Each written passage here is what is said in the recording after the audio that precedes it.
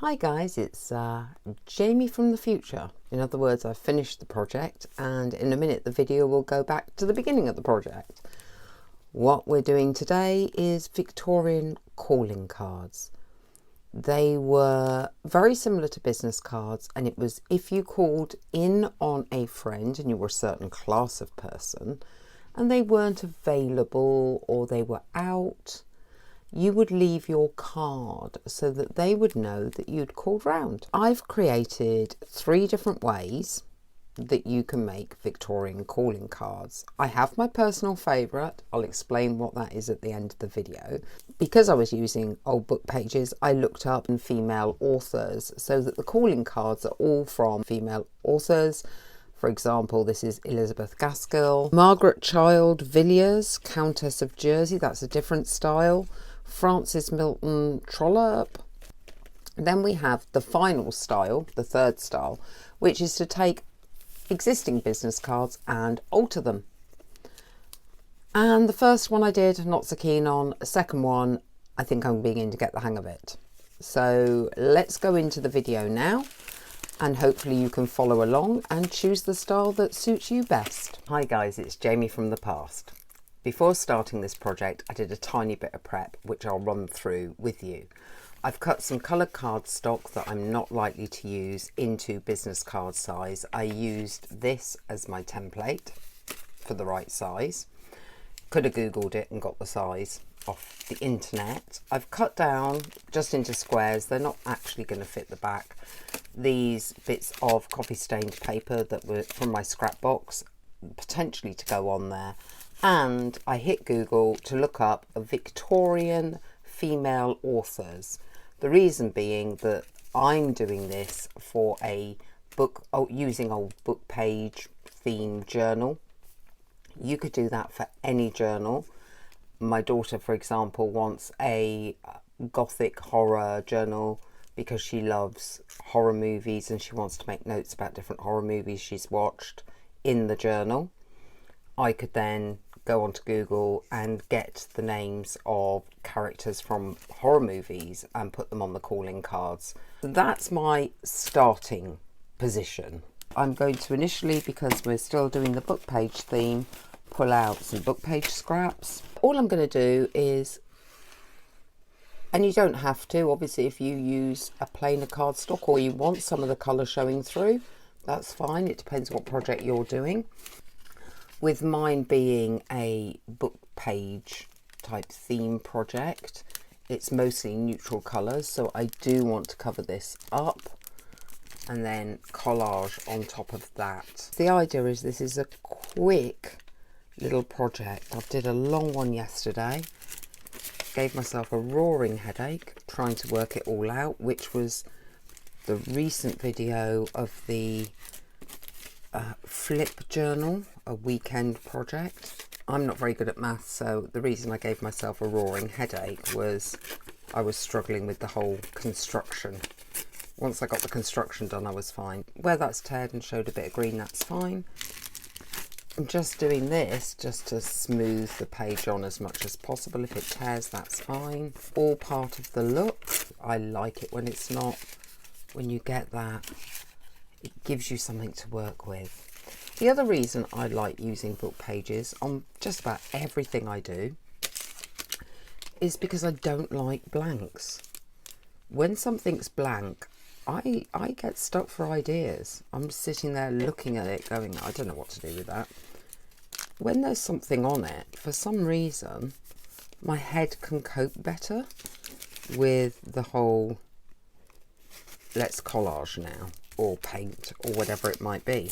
I will continue with this and I will come back when all of these are done and they've dried off. Before we go any further, I just want to show you how far I've got. This is now dried off. I've trimmed down the edges and I've covered the back with coffee stained paper. I didn't use the squares in the end. I did use a fresh sheet, but we then have those available for maybe this project or another one. The next thing I want to do, and you may think this is a very long-winded process, is to knock some of this colour back that I've added to by adding the book pages. I do understand that some of you may be able to go straight in and collage without doing all of this. This is just my process for doing so, and you can always skip ahead if this bit is driving you slightly nutty. There are several ways you can knock back some text. You can use white gesso, you can use white acrylic paint, and I have from a previous project some spare backing to napkins, so when you pull them apart they're 2 or 3 ply, and this may work and give it a texture, but I don't know how much that's going to work. Maybe that's something I'm going to leave, and we're going to do gesso instead, because I have a little roller. New, of course, my shopping habit. I now have a brayer, just a diddy one, a little diddy one. How cute. So what I'm going to do is hopefully do this a bit quicker than painting it, because I'm going to pour some onto here, which is just kitchen paper. Hopefully this will work. I'm hoping. Cover my little roller. I've been wanting to try this out and just go over it. Not sure that particularly works very well.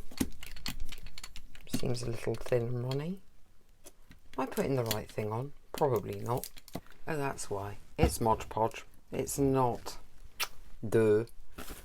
it's not gesso. Right, as it's Mod Podge then, let's just put this over anyway, because we now have a glue on here. A collaging style glue.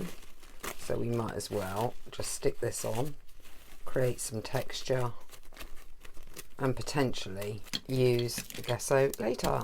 Oh well, here's an extra step you weren't expecting. And I wasn't expecting either. I'm not even going to try and rub this down. I'm going to leave the wrinkles in it. This may be what I call a happy accident, which often happens in my projects, where you do something completely accidentally and it turns out to be the best thing you did in the whole project. I will carry on doing this then and get back to you when this has dried. I finally have the gesso. It is the next day. I've had to take the old nails off.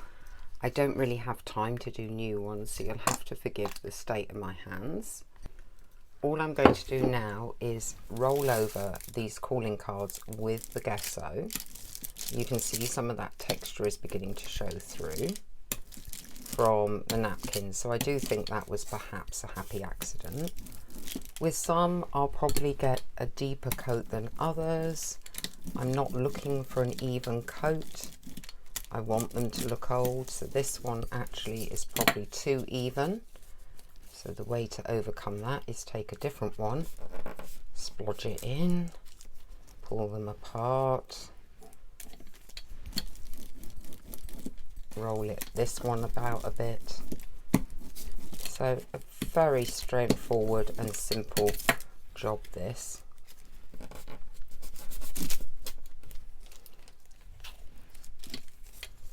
Might need a little bit more for this one. Okay, leave those to dry. Having got the base of these cards done, all we're going to do is now play and create, hopefully, a calling card. So starting at the edges, I'm going to brown it off. You're still seeing some of those words underneath, so we haven't completely got rid of, with all the different techniques, the text, the fact that it's a book page, which was the theme of this one. And the calling cards were not overly complex pieces of art, so we are going to keep this quite simple once I'm happy with the tint that's in here. We have the name that we're going to put on and just glue that into place. There might be some bits there that need pulling at, and then just find a little bit of decoration. Now obviously in reality these are all printed on one piece of card and were not matted and layered like we're doing, so you wouldn't have had this browning around the name, but I want it to frame up a little bit, so we're taking a bit of a liberty. And now just going into the old ephemera probably just some stickers or something. Find something that's going to decorate this. As I said, we are keeping this fairly simple. Just taking off some of the white on this sticker, and probably, apart from maybe dulling down the corners a little bit more, we may well be leaving the front of this as it is. It's looking old and grungy, and hopefully would spark a piece of curiosity. Now, if you would like to make the calling cards something someone could write on, you could draw some lines on the back of here. Let me just trim this up using a stencil or a ruler, or you could even use some washi tape, very thin washi tape, and draw lines that way.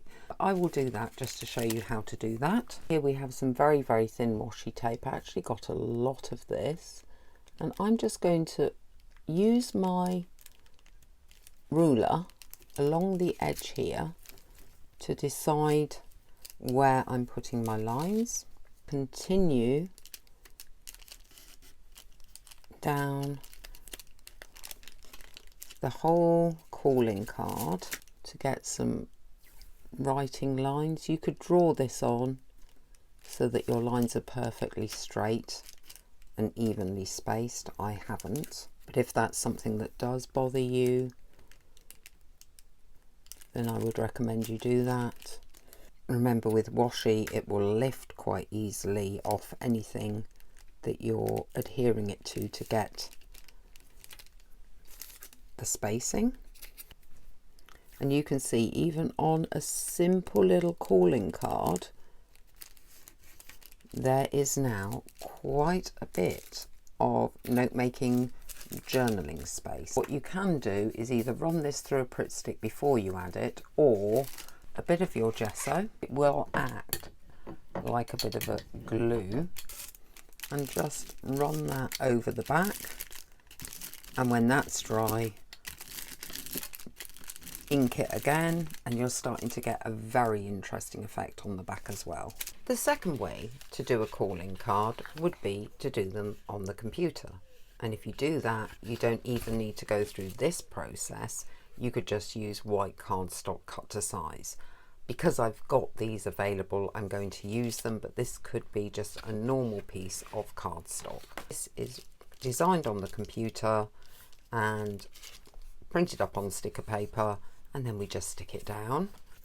Once your sticker paper's down, you can trim up the back or just fold it over, entirely up to you. It depends whether you want this to be a journaling space. I personally like to give people as much journaling opportunity as possible. You could add an extra decoration, or you could just add a border to the card. What I'm going to do initially is just brown down the edges while I decide what I want to do. When you add extra ink to the corners, it looks like something's been well thumbed over the years, and it gives it a frame. I do have these gothic-y Victorian style ink stamps here, which if I just stamp up a little, might frame one edge of the card. Hopefully get that roughly aligned, and press that on as a border just to one side of the name. Yeah, it's slightly slanty, but it looks all right. That's another way to do a Victorian calling card. This time you might want to stamp or draw the lines on the back. If you wanted to do any lines on the back at all, what I might do this time is take that again and do it actually on the back, so there's a bit of a link. You can distress the back of the journaling card as well to age that a little. It's not a journaling card, it's a calling card. What am I talking about? That's another method. Print up your own designs. The third way you can do Victorian calling cards is to take some existing business cards that has some names. Like this one has a full name in the centre here, and you might just want to cover up this phone number. And to do that initially, we'll take just a bit of white gesso and then look for a sticker or a stamp that will go over that.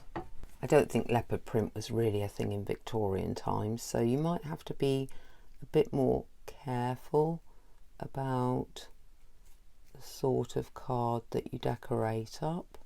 But this is just an example to show you some ideas. I'm hoping that will go over that.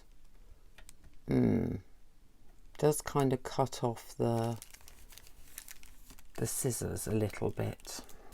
I do have some very dark grey, not black, washi tape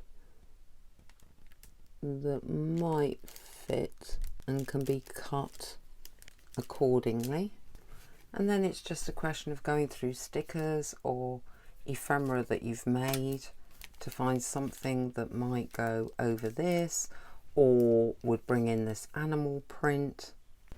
I thought I'd pop back on to show you the method that I like the look of. So I'm not overly keen on trying to adapt modern business cards. I've ended up using 3 or 4 stickers on this and I'm still not in love with it. What I do like is where you completely and utterly create your own, of course, but actually the printed ones with a bit of play are working out okay.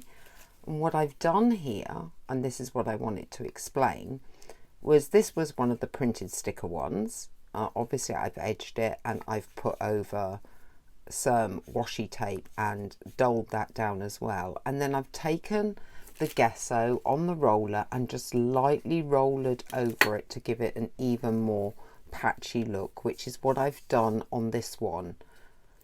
And I think that integrates this print more into it because you've added the brown across everything and then the white across everything. And I've even done it on the Baroness one.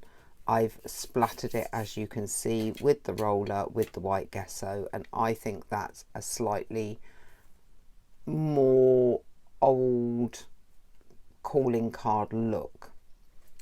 This is obviously personal taste. With a modern one that seemed to work well, I've added a napkin. So I used the white gesso, added napkin, and this is just drying off because I've put a layer of Mod Podge over it. And I may well in a minute do a sticker highlight on this one.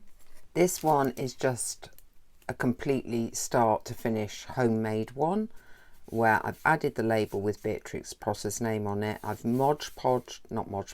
gessoed over even the label, and now I'm going to take the Distress Oxide again, the brown, and try and bring it even more together so you cannot see that that label is stuck on. Obviously if you did it on a white label you probably wouldn't have to do this.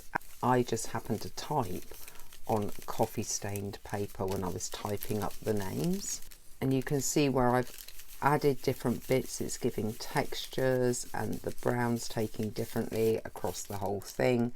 See, that to me is looking slightly less stuck on now, and then I may well add a sticker to this. So I just wanted to explain some of the processes that I've been playing with off camera to get a result that I'm happy with, because when I left the video before I wasn't 100% happy. All I can tell you is keep playing until you get something you like. I hope you enjoyed this video. Don't forget I do upload daily with lots of different crafting ideas and things to do with planning and journaling. If you'd like new daily content, just subscribe, like, comment, and I will see you next time.